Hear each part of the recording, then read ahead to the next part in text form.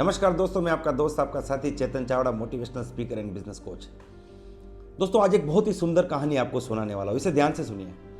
एक बार की बात है, एक लड़का होता है, उसके पिता उसे बात बात पे डांटते रहते हैं, छोटी छोटी बातों पे डांटते रहते हैं। जैसे ये फ्रिज तुमने खुला छोड़ दिया, ये बैग यहाँ पे नहीं रखनी चाहिए, तुम अपनी चीज़ों का ध्यान नहीं रखते हो, तुम लापरवाह हो।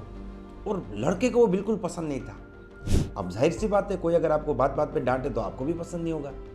लेकिन उसके पिता क्या करते थे कि हर गलती पे लड़के को डांटते थे कि ऐसा नहीं होना चाहिए, वैसा नहीं होना चाहिए, तुम ऐसा करो वैसा करो, याद रखो, ध्यान रखो। लेकिन लड़का वो गलतियां करता रहता था। ऐसे करते करते वो लड़का बड़ा होता गया, लेकिन वो पिता अपना काम करते रहे। जब भी लड़का कुछ गलत काम करेगा उसे डांटेंगे, उसे सुधारेंगे। अब एक बार की बात है कि ये लड़का एक बार जॉब इंटरव्यू के लिए गया, और जब वो इंटरव्यू के लिए गया तो वहाँ पे उसने जाके देखा कि उसके ही क्लास के टॉपर्स वहाँ पे बैठे हुए थे। यानी कि उससे ज़्यादा जिसके मार्क्स आते थे, ज़्यादा इंटेलिजेंट, हर चीज़ में जो उससे आगे थे, वो सारे लड़के वहाँ पे बैठे हुए थे। अब एक के बाद एक लड़कों का इंटरव्यू होने लगा, एक के बाद एक लड़के रिजेक्ट होने लगे। अब जो भी इंटरव्यू रूम से बाहर आ रहा है, मायूस होकर बाहर आ रहा है कि मैं सिलेक्ट नहीं हुआ, बड़ा मुश्किल है, पता नहीं क्या पूछ रहे हैं। अब ये लड़के ने तो सोच लिया कि जब ये सब लोग रिजेक्ट हो रहे हैं तो मेरा तो सिलेक्ट होने का कोई चांस नहीं है। लेकिन वो जब अंदर गया, वहाँ पे जाके बैठा, तो उससे बातचीत हुई और 1 मिनट के अंदर अंदर उसका सिलेक्शन हो गया।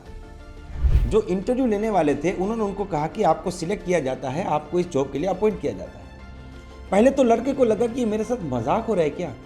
उसने बोला, सर आप श्योर है कि मुझे सिलेक्ट किया जाता है? उसने बोला, बिल्कुल श्योर है। लेकिन सर आपने मुझे कुछ पूछा ही नहीं है, बस नाम पूछा और वही सारी चीज़ें पूछी, आपने कोई क्वेश्चन तो नहीं पूछा। जबकि बाकी सारे लोग जो बाहर आ रहे हैं वो तो बता रहे थे कि बहुत ही मुश्किल इंटरव्यू है। तब वो इंटरव्यूअर जो था उसने बहुत ही शानदार बात बताई। उसने कहा कि देखिए, जब आप इस कैंपस में एंटर हुए तो रास्ते में एक खाली पानी की बोतल थी जो उठा के आपने डस्टबिन में डाल दी। उसके बाद जब आप सीढ़ियाँ चढ़ रहे थे तो वहाँ पे एक बल्ब, एक लाइट चालू थी जिसकी ज़रूरत नहीं थी दिन में, आपने उसकी स्विच भी बंद कर दी। और जब आप इंटरव्यू देने के लिए हमारी केबिन में एंटर हुए तब आपने डोर मैट में अपने जूतों को घिसा, उसके बाद एंटर हुए।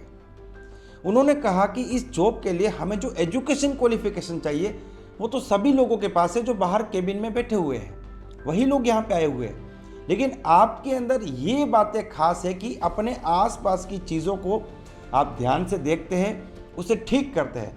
हमारा जो काम है उस काम में हमें इस क्वालिटी वाले लोगों को चाहिए कि जो चीज़ों को ध्यान से देखें और उसको सही करें। हमने सभी जगह पे सीसीटीवी कैमरा लगाया था ये चेक करने के लिए कि कौन इस काम को करता है, और ये काम आपने किया, आपने चीज़ों को अच्छी तरीके से रखा, इसीलिए हम आपको इस जॉब में सिलेक्ट करें। दोस्तों उस वक्त उस लड़के को अपने पिता याद आ गए कि आज अगर मैं ये जॉब को ले पाया हूँ या मैं बाकी सारे लड़कों से ऊपर हूँ, अगर मेरे अंदर ये हैबिट्स डेवलप हुई है चीज़ों को सही जगह पे रखने की, पानी की बोतल जो पड़ी है उसको डस्टबिन में डालने की, लाइट जो चालू रह गई उसको बंद करने की, किसी के रूम में एंटर होने से पहले डोरमेट पे अपने जूते घिसने की, ये जो अच्छी अच्छी आदतें, छोटी छोटी आदतें, ये मेरे पिता ने डांट डांट के मेरे अंदर डाली है। उस वक्त उसे समझ में आया कि उसके पिता जो है ना, उसके दुश्मन नहीं, उसके सबसे बड़े शुभचिंतक है। दोस्तों लाइफ के अंदर 2 चीज़ें होती है, एक जो हमें अच्छी लगती है और दूसरी है जो ज़रूरी होती है। कई बार जो चीज़ें हमें अच्छी लगती है ना, वो हमारे नुकसान करके चली जाती है, और कई बार ऐसी चीज़ें होती है जो हमारे लिए बहुत ज़रूरी है लेकिन वो हमें अच्छी नहीं लगती है। इसीलिए किसी ने कहा है कि दवाई जो है ना वो हमेशा कड़वी होती है। तो अगर आपकी ज़िंदगी में भी ऐसा कोई व्यक्ति है जो आपको सुधारता है, छोटी छोटी बातों पे डांटता है, तो उस वक्त तो आपको गुस्सा आएगा, लेकिन दोस्तों मैं आपको बताना चाहूँगा कि वो व्यक्ति आपको बेटर पर्सन बनाएगा, एक और अच्छा इंसान बनाएगा। उस व्यक्ति की ज़िंदगी में कदर कीजिए और आप अच्छे ज़रूर बनिए। Wish you all the best, be the best.